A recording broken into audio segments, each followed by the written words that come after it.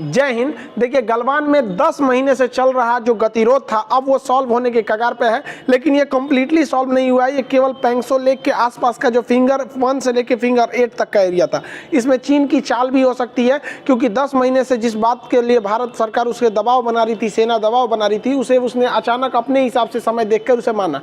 ये 10 महीने पहले से ये विवाद चलता आ रहा था और अब तक आर्मी के कोर कमांडर लेवल की 9 वार्ताएं हो चुकी थी, लेकिन इस बार संसद में राजनाथ सिंह ने अपना खड़ा होकर वक्तव्य दिया। इसका मतलब है इसमें 100% ऑथेंटिसिटी है। यहाँ से चाइना भी अपनी फौज को डिसएंगेजमेंट करके पीछे ला रहा है और भारत भी ले आ रहा है। जितने हिसाब से चाइना जा रहा है उतने ही हिसाब से भारत जा रहा है, लेकिन बात समझते हैं कि आखिर इसमें प्रॉफिट किसको होने वाला है। देखिए, जो फिंगर है वो पहाड़ी एरिया है, ये हम पहले के कई वीडियो में बता चुके हैं। फिंगर छोटे छोटे वहाँ पहाड़ कहलाते हैं यहाँ पर। अब ये फिंगर 1 से शुरू होता है, यहाँ पे फिंगर 1 2 3 4 5 6 7 8, यहाँ तक है 8, ये फिंगर 8 है। अब यहाँ पे भारत के हिसाब से ये LAC है, लाइन ऑफ एक्चुअल कंट्रोल, यहाँ तक भारत आता है। लेकिन भारत की यहाँ पर फिंगर 3 के पास इंडियन तिब्बत बॉर्डर पुलिस थी, खड़ी थी, ITBP का कैंप था। तो ये एरिया इंडिया का पूरी तरह से डोमिनेंट था और ये एरिया चाइना का था। यहाँ से भारत जो फिंगर 4 वाला एरिया था, यहाँ से जाता था यहाँ भारतीय सेना फिंगर 8 तक, यहाँ पेट्रोलिंग यानी देखभाल करके आती थी, कोई घुसपैठ तो नहीं है, और वापस इस एरिया में आ जाती थी, फिंगर 3 तक आ जाती थी भारत। यहाँ पे कैंप था। और चाइना भी इस एरिया, चाइना की आर्मी इधर रहती थी सिरजाप वैली पर और खुरनाट पर। तो यहाँ से चाइनीज इधर रहते थे, चाइना भी यहाँ तक आता था फिंगर 4 तक और लौट जाता था। लेकिन अप्रैल के महीने में क्या हुआ था, चाइनीज आर्मी यहाँ पर डेरा डाल दिया। मतलब वो फिंगर 8 से उठ के यहाँ आ गए और फिंगर 4 तक, और भारत को कहे कि तुम पीछे जाओ। लेकिन अभी जो गतिरोध हुआ है, अभी के वक्त में ये हुआ है कि भारतीय सेना अब जो है ये मतलब जो मार्च की स्थिति थी उसे बहाल किया गया।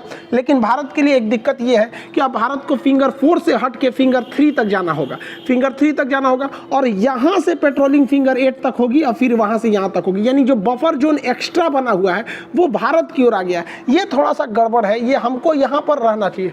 दूसरा कि हम लोगों ने नॉर्दर्न एरिया से जो डिसएंगेजमेंट किया है, जबकि साउदर्न एरिया में हम लोग भारी पड़ते थे। यहाँ का सारा जो ऊंचे पर्वत थे वो हमारे फेवर में थे। इसको आप 3D इमेज में भी समझ सकते हैं। इस पूरे नक्शा में देखेंगे तो दुनिया के हिसाब से ये भारत है और ये कश्मीर के पास यहाँ पर है गलवान वाला एरिया। अब इसको अगर हम जूम करते हुए गलवान साइड में बढ़ेंगे तो देखेंगे हम लोग का जो ये पेंगसो लेक है, इसके दोनों साइड में दिक्कत था। तो हम लोग साउदर्न पार्ट में भारी पड़ रहे थे, चाइना जो था वो साउदर्न पार्ट में भारी नहीं पड़ रहा था। हम लोग के पास ज़्यादातर ऊँचे पर्वत थे।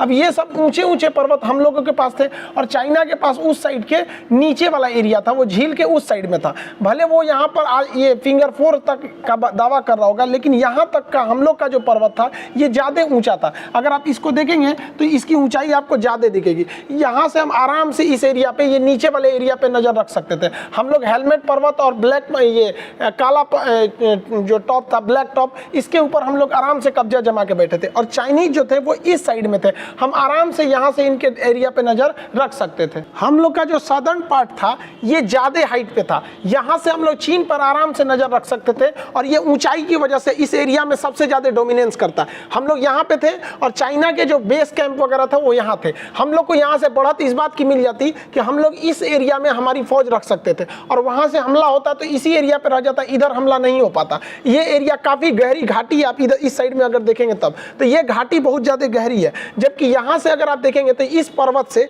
ब्लैक टॉप से आपको आराम से चाइना के बंकर्स वगैरह दिखेंगे। ये एरिया में देखिए आपको चाइना के बंकर्स दिख रहे हैं। तो चाइना को दिक्कत ये था कि वो यहाँ आगे जरूर बढ़ गया था लेकिन बहुत नीचे था। अब आपको देखिए ये हम लोग का ब्लैक टॉप हो गया और यहाँ से ये चाइनीज बंकर दिख रहे होंगे, आपको नहीं दिख रहा होगा, हम इसको जूम कर देते हैं। देखिए चाइना का पूरा खानदान यहाँ दिख रहा है। तो यहाँ तुम बैठे रहो ना, 1 लाख फौज लेकर वहाँ से आराम से मार दिया जाएगा। अब देखिए कितना सिंपली दूरी है यहाँ से, ये एरिया यहाँ पर है और हम लोग का ये वाला पर्वत है। अब इस पर्वत से वो कहाँ बच के जाएंगे और वहाँ पे उनको खाली जगह है, पूरा वैली के अंदर है, वहाँ पे जाएंगे कहाँ पे। और हम लोग के पीछे का एरिया अगर देखेंगे तो ये पूरा का पूरा पहाड़ है। हम लोग यहाँ पर बहुत बड़े एरिया में, ऊंचे वाले एरिया में डोमिनेंस कर रहे हैं। तो यहाँ से हमें नहीं हटना चाहिए। अगर ये पर्वत को देखेंगे तो ये पर्वत बहुत ज़्यादा हाइट होने की वजह से इसका फायदा सीधा हम ही लोग को मिलता, लेकिन इस पर ये पर्वत को नहीं छोड़ना चाहिए भारत को। इस पर्वत के ऊपर पकड़ बनाने के बाद ही चाइना थोड़ा सा सॉफ्ट हुआ था, क्योंकि उसको पता था कि भारत अब हाइट वाले एरिया का बहुत ज़्यादा फायदा उठा लेगा। लेकिन अब हम लोग दोनों लोग यहाँ के पीछे की ओर लौट रहे हैं। चाइना इसमें पूरी तरह से फंसा हुआ था, उसको बहाना चाहिए था भागने का, क्योंकि यहाँ से उसको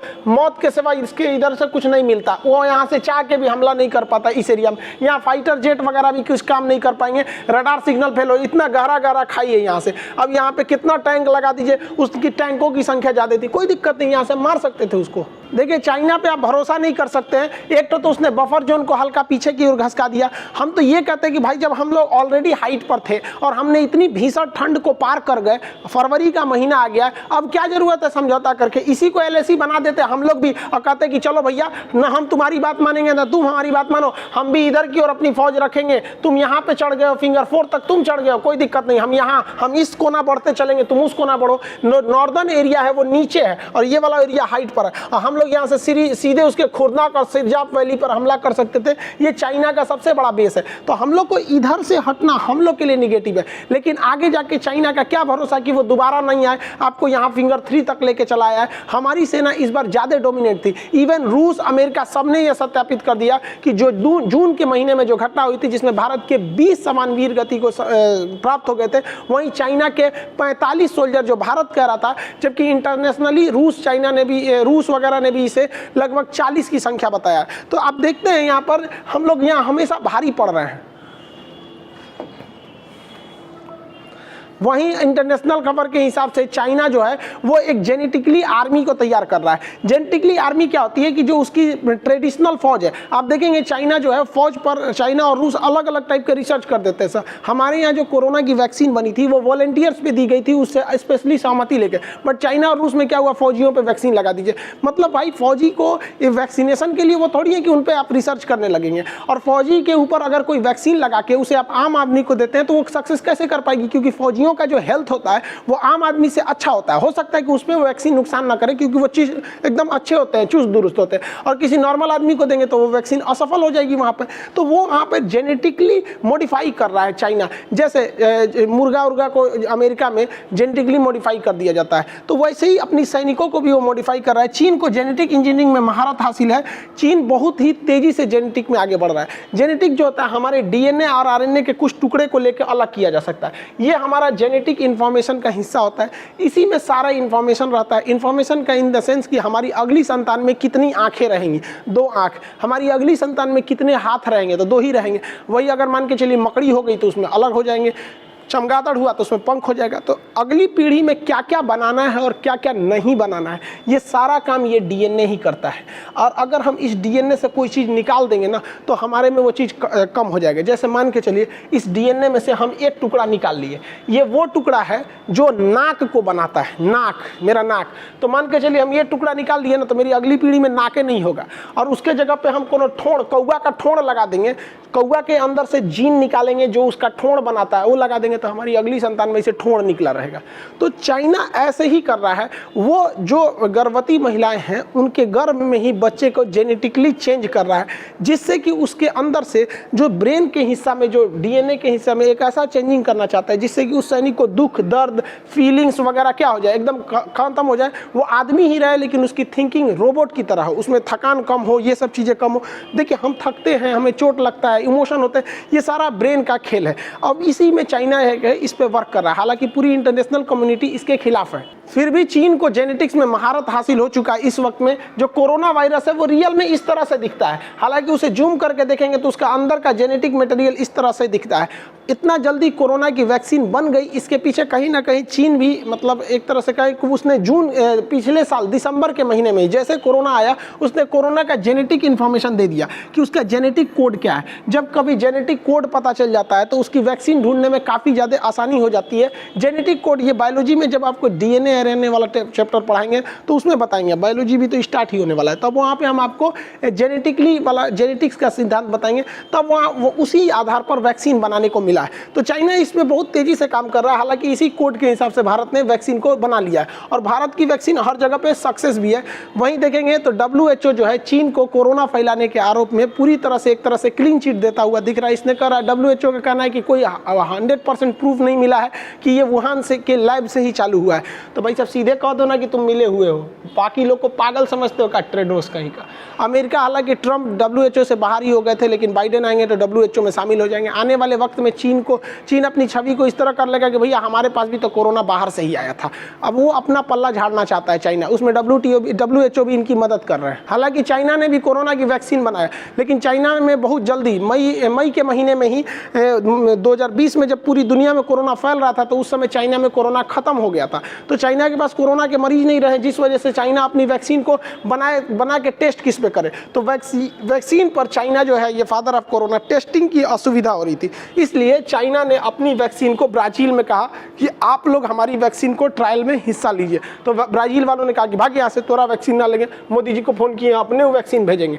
तो चाइना वाले वैक्सीन ट्रायल कहाँ से करेंगे, तो पाकिस्तान के लोगों पर ट्रायल कर रहे हैं सब। और वो भी पाकिस्तान वहाँ से गया है और 5 लाख वैक्सीन लेके आया है। अरे भाई साहब इमरान खान, आपको समझ में नहीं आ रहा है, ये वैक्सीन नहीं है, 5 लाख उठा के लेके आ गए हैं, अभी वो ट्रायल में है। ये अपने लोगों पे वैक्सीन लगवाएंगे।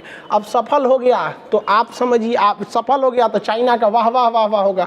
असफल हुआ तो भाई साहब लोग अब क्या करना है, आधा वैक्सीन तो इनके परिवार में खप जाएगा। ये पहली पत्नी, दूसर की, तीसर की, नया है यहाँ पे तीसर की, आधा तो इन्हीं लोग में खप जाएगा। तो ये चाइना वैक्सीन अभी परीक्षण करने जा रहा है पाकिस्तान पे। भाई क्या दिन आ गया है भाई पाकिस्तान के लोग, आप लोग तभी बम बारूद की दुनिया से निकलिए। वैक्सीन भी बहुत अच्छा चीज़ होता है, इस सब पे भी रिसर्च कीजिए। आप लोग तभी वो मुर्गा लड़ा रहा है लोग। वहीं भारत ने पूरी दुनिया में 100 से ज़्यादा देशों को कोरोना की वैक्सीन सप्लाई करने में लगा हुआ है। नेपाल को 10 लाख वैक्सीन दिया गया है, बांग्लादेश को 20 लाख वैक्सीन दिया गया है। जो कनाडा जो था खालिस्तान के बात कर रहा था कि हमारे यहाँ खालिस्तान का समर्थन कर रहा था, अभी इहो जस्टिन ट्रूडो साहब मोदी जी से कह रहे हैं कि वैक्सीन वहाँ भेज न दीजिए, हमारे यहाँ बहुत दिक्कत है यहाँ पर। तो भारत ने भी दरिया दिली दिखाई है, इन्हें भी वैक्सीन दिया गया है।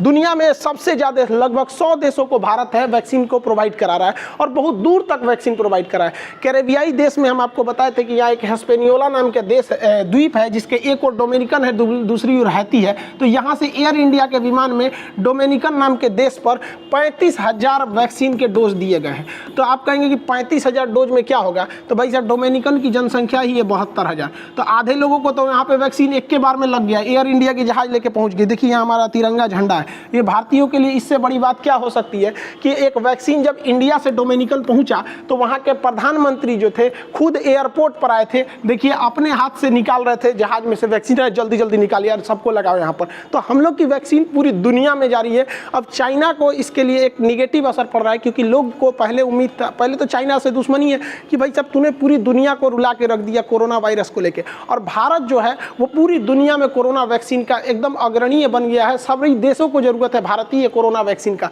और हमारे यहाँ 2 वैक्सीन सफल है। हाँ थोड़ा बहुत उसके साइड इफेक्ट देखने को मिल रहे हैं। अब भाई लाखों वैक्सीन लग रहा है, ऐसा तो हो ही नहीं सकता कि 1-2 का साइड इफेक्ट ना देखने को मिले, लेकिन बहुत बड़ा गंभीर साइड इफेक्ट अभी तक देखने को नहीं मिला है। यूरोपीय देश और अमेरिका जो है ये कोरोना वायरस को लेकर चाइना पे कुछ खासा नाराज है। ये लोग चाहते हैं कि चाइना में जो 2022 में ओलंपिक गेम होने वाला है, इसमें बाकी सारे देश अपने प्लेयर्स को न भेजे और बाइकआउट करें, जिससे कि चाइना पर एक दबाव बनाया जा सके। लेकिन चाइना ने भी समझ गया है कि यहाँ पे जो बाइडेन आ गए हैं, जो बाइडेन चाइना के खिलाफ ऐसी कोई नीति अपनाने वाले नहीं है। यूरोपीय देश इसमें ये नीति को अपना रहे हैं। ऑस्ट्रेलिया भी इसमें आगे है, इसके खिलाफ कह रहा है कि 2022 के ओलंपिक का क्या किया जाए, बहिष्कार किया जाए। लेकिन चाइना को पता है कि अगर उसने अपनी कोरोना फैलाने की छवि से हटना है तो भारत के साथ बॉर्डर पे अपने रिश्ते सुधारने पड़ेंगे, क्योंकि पूरी दुनिया को भारत ने वैक्सीन सप्लाई करके दुनिया का एक इमोशन अपनी ओर खींच लिया। इसलिए अचानक देखे होंगे जैसे वैक्सीन की सप्लाई होने लगी, चाइना डिसएंगेजमेंट करने लगा। पहले वो भी तैयार नहीं हो रहा था डिसएंगेजमेंट के लिए कि 1 इंच पीछे नहीं हटेंगे, तो वो भी अपने डिसएंगेजमेंट कर रहा है। लेकिन वो खुलेआम धमकी दे दिया है कि अगर कोई भी देश चाइना के ओलंपिक का विरोध करेगा तो चाइना उसके खिलाफ प्रतिबंध लगाएगा। चाइना 2 तरह के प्रतिबंध लगा सकता है, उस देश को पैसे देने से रोक सके। तो चाइना ने बहुत ही ज़्यादा अमाउंट में BRI project, belt and road initiative, 1 belt 1 road के इनिशिएटिव के तहत बहुत सारे देशों को कर्जा दे रखा है। चाइना क्या करेगा, वो पैसा बीच में रोक देगा। तो पैसा अगर बीच में रोक दिया तो घाटा ये होगा कि आपको तो उतना का ब्याज चुकाना पड़ेगा, और जिस प्रोजेक्ट के लिए आपने पैसा लिया था, मान के चलिए एयरपोर्ट बनाने के लिए या ब्रिज बनाने के लिए या कोई कंपनी खोलने के लिए, आधे पे पैसे रुक जाएंगे तो आपका तो वो प्रोजेक्ट भी डूब गया, पैसे पे ब्याज भी लग रहे हैं, तो एक दिक्कत हो जाएगा। तो बहुत सारे देश लगभग 80% देश तो डर गए भैया हमारा पूरा का पूरा प्रोजेक्ट अटक जाएगा। दूसरे तरह का प्रतिबंध चाइना लगा देगा कि हमारे देश से आप व्यापार नहीं कीजिए। तो भारत को इस बार बहिष्कार करना चाहिए ओलंपिक का, जिसके 2-3 रीजन है। इस बार कोरोना की वजह से भारत का ओलंपिक में कुछ उतना सा पकड़ भी नहीं रह सका है, और भारत भाई ओलंपिक में हम भी अब धीरे धीरे जा रहे हैं, लेकिन आपको भी देखते होंगे कि ओलंपिक में हमारा उस लेवल का अभी परफॉर्मेंस नहीं हो पाता। आगे चल के हम लोग भी उसमें सुधार करेंगे। तो भारत को तो इमीडिएटली इसका बहिष्कार करना चाहिए, क्योंकि चाइना हमारे यहाँ फंडिंग नहीं कर रहा है भैया, उसकी तो आधी कंपनी को हमने रोक रखा है, तो फंडिंग नहीं कर रहा है, तो हमको इस प्रतिबंध का डर ही नहीं है। रहा बात व्यापार का, तो हमारे लिए तो भैया सबसे बड़ी आफत ये चाइना का व्यापार है। हम तो चाहते हैं कि तुम्हारा व्यापार रोक दे। वहां पे कहा जाता है ना देहात में कि रोए के रहनी तले अखिए खुदा गई, मजे आ गया। सोचो हम लोग अगर इसका बहिष्कार कर देते हैं तो एक तीर से 2 निशाना, चाइना आइसोलेट भी हो जाएगा, पूरी दुनिया में इंटरनेशनल मैटर भी बन जाएगा कि भारत दुनिया का सबसे बड़ा लोकतांत्रिक देश ओलंपिक में बाहर क्यों रहा, एक न्यूज बनेगा, इंटरनेशनल न्यूज बनेगा। दूसरा घुसियाएगा चाइना तो क्या करेगा, कहेगा हम व्यापार नहीं करेंगे, 1 नंबर मत व्यापार करो। उसके बाद भारत में भी कह देगा ठीक है मत करो, हम लोग भी अपना सेटल हो जाएंगे। जितनी कंपनी है उनको कह दिया जाएगा भाई भारत में आ जाओ, तुमको हम लोग PLI स्कीम के तहत बहुत सारा छूट देंगे। तो भारत को चाइना के प्रति इतना सॉफ्ट नीति नहीं अपनाना चाहिए। भारत तो अब एक बार एग्रेसिव हो गया ना तो एकदम लाइफ टाइम चढ़ के रहना है चाइना के ऊपर। आगे आप क्या सोचते हैं, आपका क्या राय है कि भारत को ओलंपिक का बहिष्कार करना चाहिए कि नहीं करना चाहिए, आप कमेंट करके बताएंगे। मिलेंगे नेक्स्ट क्लास में। जय हिंद।